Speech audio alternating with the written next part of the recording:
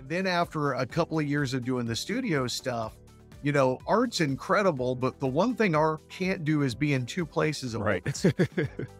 And so there's this bleed over from the end of the college football season to the start of college basketball season.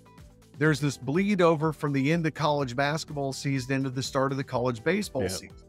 And on top of that, Art has these Chiefs games that he's got to be a part of. So about 6 or 7 years ago, he had asked me to start kind of filling in for him. And so I would get opportunities to do a basketball game here, a football game there.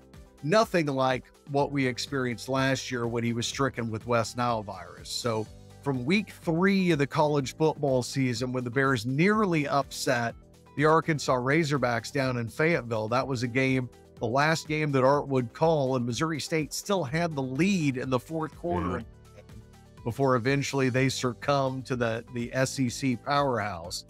But Art didn't do another game after that. Missouri State and Learfield came to me and said, Corey, we need somebody to cover the football game next week. We don't know when Art's going to return. Would you help us out?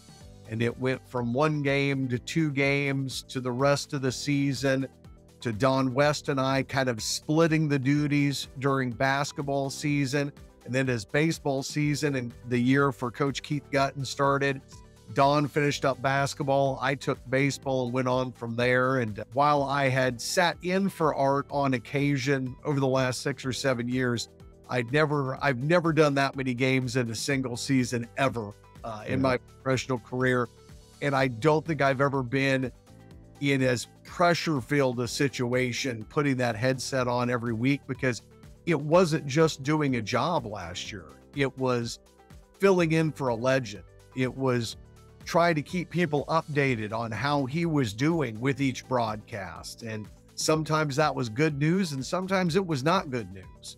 And it's by far been the hardest thing I've done professionally in my career, but it was also the most rewarding, because getting to fill in for somebody that I consider a friend and a mentor in his hour of need, like it was for Art last year, I wouldn't have wanted anybody else to do it. I was honored to do it.